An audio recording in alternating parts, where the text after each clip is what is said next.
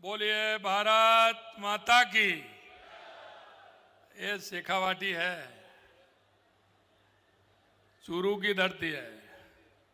जरा दोनों हाथ ऊपर खड़े करें। अरे पंजा मत दिखाइए भाई, ये पंजे ने ही तो देश का बर्बाद किया है। पंजे को मत, मुट्ठी बांधी है हनुमान जी की मुष्टि का, पीछे तक, और जोर से बोलिए भारत माता की, भारत माता की, भारत माता की। लेफ्टिनेंट जनरल सगत सिंह की, lieutenant general Sagat Singh, lieutenant general Sagat Singh. आज के इस शौर्य दिवस के अवसर पर मंच पर विराजमान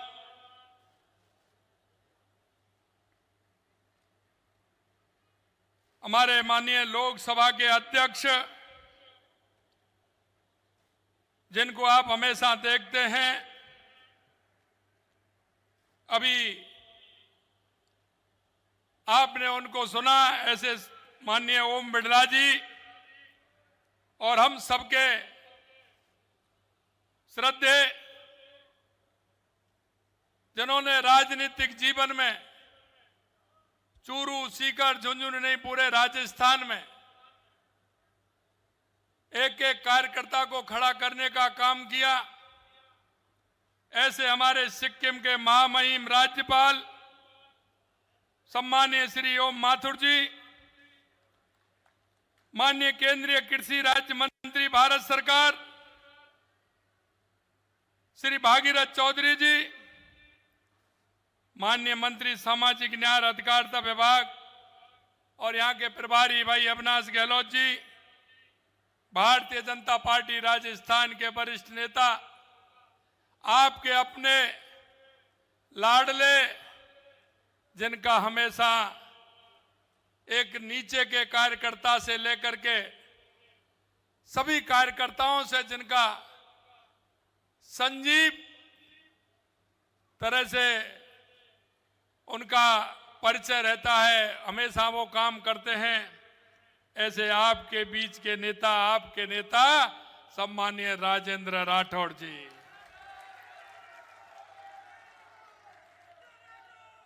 आज इस कार्यक्रम में आपने अभी कहा था कि राजेंद्र जी को बाबा सौ बना रहे हैं। भाई हम ये बाबा सौ नहीं, अभी अगर हम ये कहेंगे तो मंच पर हमारी भाभी जी भी विराजमान है, भाभी जी भी विराजमान है, तो अब मैं तो नहीं कहूंगा, मैं तो अभी भाई साहब और भाभी जी हैं। अब बाबा साहब और दादी कहने की अभी हमारे डी कुमेर के विधायक शैलेश सिंह जी, हमारे पार्टी के जिला अध्यक्ष बसंत शर्मा जी, राजेंद्र नायक जी, रामगोपाल सुतार जी, हमारे पूर्व केंद्रीय मंत्री सुभाष महरिया जी, लोकसभा के हमारे पितृराजी देवेंद्र झाझड़िया जी, विधानसभा संयोजक पदम सिंह जी, हमारे प्रदेश के कोषाध्यक्ष पंकज गुप्ता जी, प्रदेश कार्यकारिणी के सदस्य वासुदेव चावला जी, पराक्रम जी, राजकुमार रेणवा जी, खेमाराम मेघवाल जी, अवनेश महर्षि जी, श्रीमती संतोष मेघवाल जी, सुनीता पूनिया जी, और लेफ्टिनेंट जनरल सगत सिंह जी के पुत्र कर्नल रणविजय सिंह जी, और मेरे सामने बैठे इस चूरू क्षेत्र के पूजा योग बुजुर्गों, नौजवान दोस्तों और मेरी माता बहनों, सबसे पहले तो मैं आप सभी का वंदन करता हूं, अभिनंदन करता हूं, आप सभी को मैं प्रणाम करता हूं। मित्रों, जब मेरे को शेखावाटी आना होता है तो निश्चित रूप से उस समय को मैं धन्य मानता हूं कि जब मैं इस धरती पर पैर रखता हूं तो मुझे लगता है कि यह उन वीरों की धरती है, यह उन रणमांगड़ों की धरती है। देश के इतिहास में कोई भी युद्ध उठा के देख लीजिए, मेरा शेखावाटी का लाल हमेशा आगे रहा है। यह वो धरती है, शेखावाटी की धरती, इसलिए मैं धरती को प्रणाम करता हूं, नमन करता हूं। मित्रों, आज ये इस वीर भूमि पर चूरू के सपूत लेफ्टिनेंट जनरल संगत सिंह जी को स्मरण करने के लिए हम एकत्रित हुए हैं, जिन्होंने मातृभूमि की रक्षा के लिए अपने प्राणों की बाजी लगा दी। अगर आप देखेंगे, क्योंकि पहले 47 से पहले बीकानेर रियासत में चूरू था, यहां जाकर के वो सेना में भर्ती हुए और उन्होंने जिस तरह से हर युद्ध में भाग लेते हुए सिर्फ मां भारती को अपने प्राणों के लिए उन्होंने नौछावर कर दिया। और हमेशा उनके मन में एक ही बात थी, एक ही कल्पना थी कि मेरी भारत मां से बड़ा कोई नहीं है, मेरे होते हुए दुश्मन किसी भी काम को नहीं कर सकता, यह उनके अंदर जज्बा था। आज अनावरण होने वाली प्रतिमा उस महान वीर की है जो स्वयं साहस की प्रतिमूर्ति थे। ऐसे वीर लेफ्टिनेंट जनरल संगत सिंह जी राठौर को मैं नमन करता हूं। भारत चीन युद्ध हो, बांग्लादेश मुक्त करने का संघर्ष हो, उन्होंने योगदान युवाओं को साहस और युद्ध कौशल की प्रेरणा दिया है। उन्होंने भारत सरकार द्वारा पद्म विभूषण एवं परम विशिष्ट सेवा पदक से सम्मानित लेफ्टिनेंट जनरल संगत सिंह जी के पराक्रम का दूसरे देशों में भी सम्मान व स्मरण किया जाता है।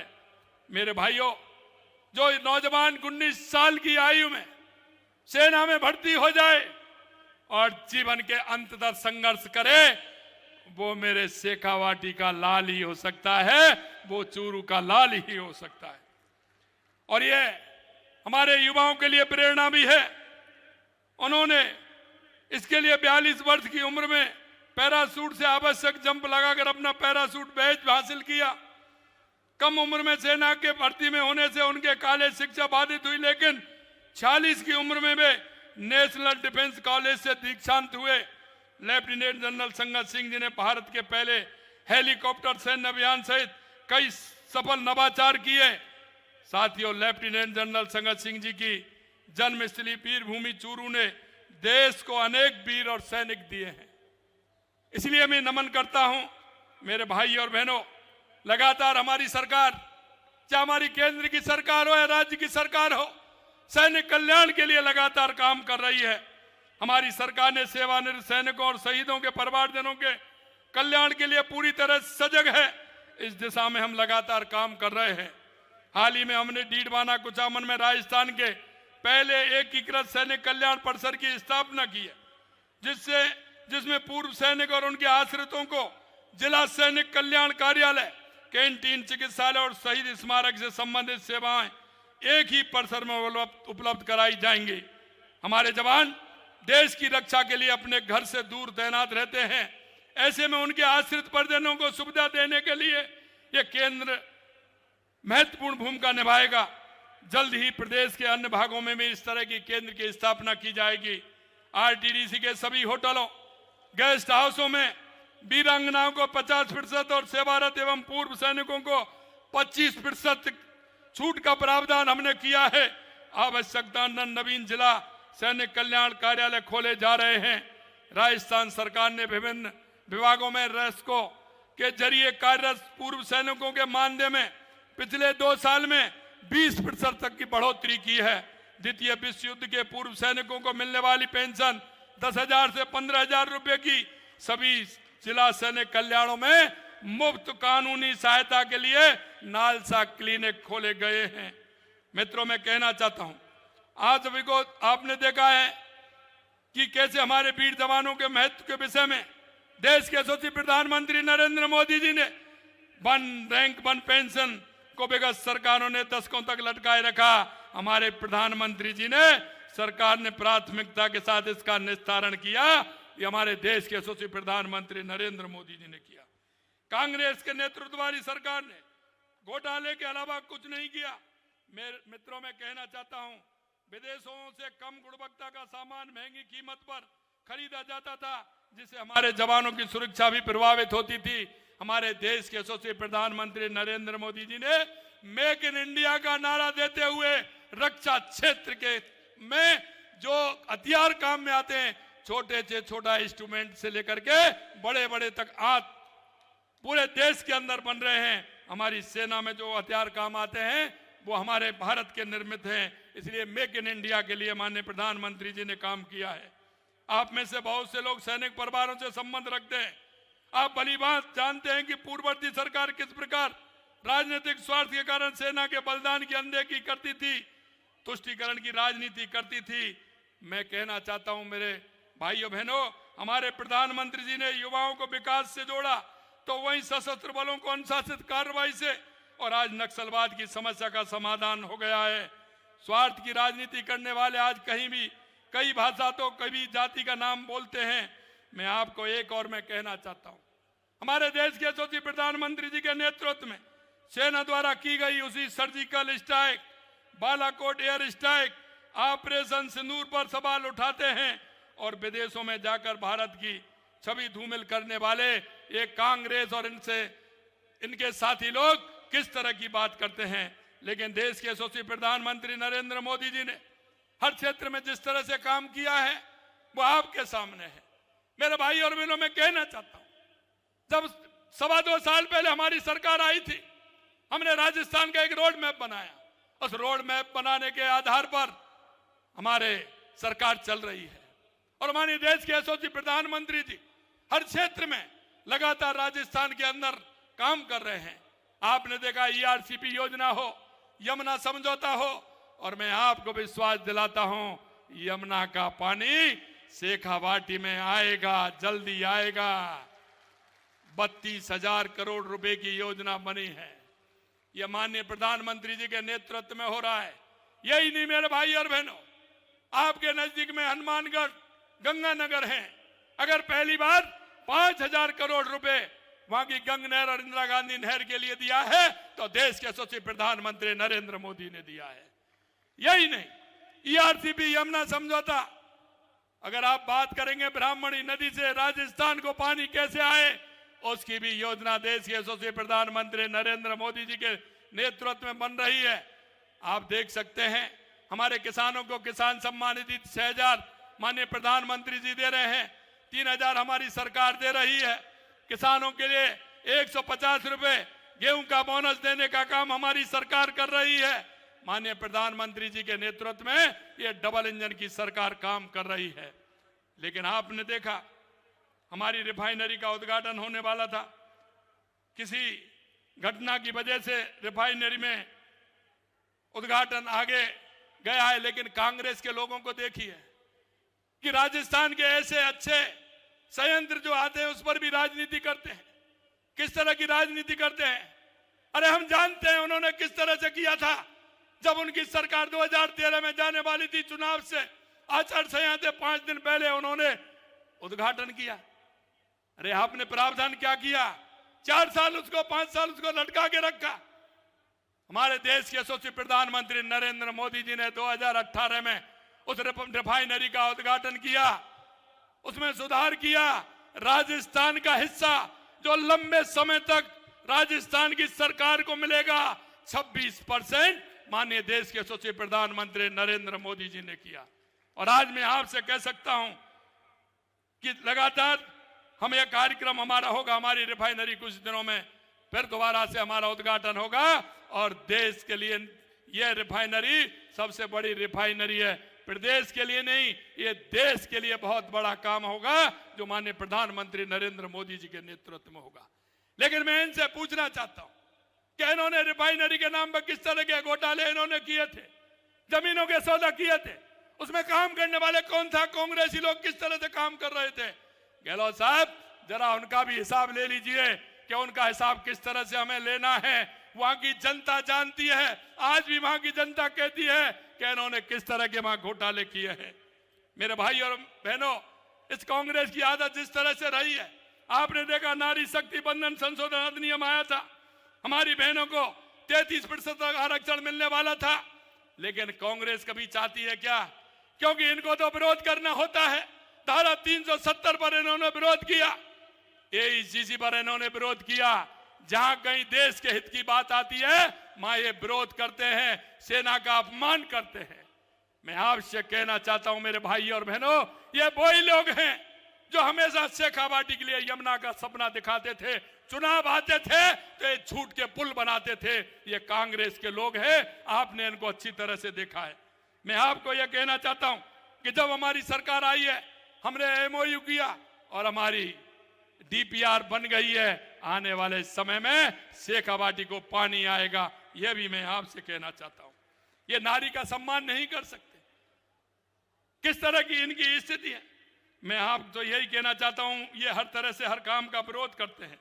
माननीय प्रधानमंत्री जी ने कहा था राजस्थान में जब आए थे, राजस्थान राइजिंग तो है ही, रिलायबल भी है और राजस्थान रिसेप्टिव भी है और समय के साथ खुद रिफाइन करना भी जानता है। ये हमारे लिए ऐसा संकल्प है जो माननीय प्रधानमंत्री जी ने कहा है। मैं आपको हम विश्वास दिलाते हैं, आने वाले समय में कई काम और होने हैं, कई और बड़े काम होने हैं। आपको चिंता करने की जरूरत नहीं है। आप अगर हमारे संकल्प पत्र को देखोगे तो आपको विश्वास होगा, लगभग 74% हमारे संकल्प पत्र को हमने 2.25 साल के अंदर पूरा कर दिया है। और ये हम आपको विश्वास दिलाते हैं क्योंकि माननीय प्रधानमंत्री जी जो कहते हैं वही करते हैं। मोदी है तो इसलिए मैं आपको विश्वास दिलाना चाहता हूं, हमारे संकल्प पत्र में जो जो वायदे हमने किए हैं, हम एक एक वायदे को पूरा करेंगे। यह मैं आपसे कहना चाहता हूं। मेरे भाई और बहनों, आज लेफ्टिनेंट जनरल सगत सिंह राठौड़ जी की स्मृतियों को सजोने के लिए हमारी सरकार ने चूरू स्टेडियम का नाम सगत सिंह राठौड़ स्टेडियम किया है। यह एक प्रमुख खेल केंद्र के रूप में यहाँ की युवा शक्ति को दिशा देगा। हमारे युवा पढ़े लिखे स्वस्थ रहें और देश की एकता और अखंडता के लिए तत्पर रहें। यही लेफ्टिनेंट जनरल सगत सिंह जी को सच्चा सम्मान होगा। देश के लिए बलिदान हुए अग्निवीरों को श्रद्धांजलि भी मैं देता हूं। इसी आशा के साथ मैं एक बात और कहना चाहता हूं मेरे भाई और बहनों, ऐसे जो युग पुरुष होते हैं वो जीवन में दिशा देने का काम करते हैं। क्यों लेफ्टिनेंट जनरल सगत सिंह जी ने देश की रक्षा के लिए अपने आप को समर्पित कर दिया। जब उनकी जीवनी पढ़ते हैं तो शरीर के अंदर रोंगटे खड़े होते चले जाते हैं। उन्होंने जिस तरह का किया वो ये चूरू की धरती का लाल ही कर सकता है। ये भी मैं आपसे कहूंगा। आज का ये कार्यक्रम निश्चित रूप से मैं बधाई देना चाहता हूं राजेंद्र राठौड़ जी को। आज उनका जन्मदिन भी है, उनको बधाई देना चाहता हूं। और मेरे को तो बताया कि शादी की भी वर्षगांठ आगे पीछे आने वाली है, तो उसकी भी मैं बधाई देना चाहता हूं। आप सभी को बहुत बहुत बधाई। मित्रों, मैं अंत में इतना ही कहूंगा आप लोगों से कि आप लोगों ने जिस भरोसे के साथ हमारी पार्टी को चुना है, हम एक एक बात को पूरा करेंगे। ये शेखावाटी की तस्वीर और तकदीर बदलने का काम देश के यशस्वी प्रधानमंत्री नरेंद्र मोदी जी के नेतृत्व में हमारी सरकार करेगी। ये विश्वास दिलाता हूं आप सभी को। आप सभी इतनी बड़ी संख्या में यहाँ आए हैं, आप सभी को बहुत बहुत धन्यवाद। जय हिंद, जय भारत, जय राजस्थान।